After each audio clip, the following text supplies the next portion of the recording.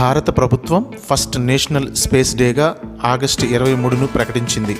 అంతరిక్షం మరియు వైజ్ఞానిక శాస్త్రంలో గత సంవత్సరం సాధించిన చంద్రుని ఉపరితలంపై చంద్రయాన్-3 విజయవంతంగా ల్యాండ్ అయి సంవత్సరం అయింది. ఆగస్టు 23, 2023న భారత అంతరిక్ష సంస్థ ఇస్రో చంద్రునిపై విక్రమ్ ల్యాండర్ను విజయవంతంగా ల్యాండ్ చేసి అద్భుతాన్ని సాధించింది. ఈ మిషన్ చంద్రునిపై అడుగుపెట్టిన 4వ దేశంగా మరియు చంద్రుడి దక్షిణ ధ్రువ ప్రాంతానికి ల్యాండ్ అయిన మొదటి దేశంగా ఇండియా ఘనత సాధించింది. ఆంధ్రప్రదేశ్ శ్రీహరికోటలోని సతీష్ ధావన్ అంతరిక్ష కేంద్రం నుండి చంద్రయాన్-3 మిషన్ను ఆగస్టు 23, 2023న ప్రయోగించారు.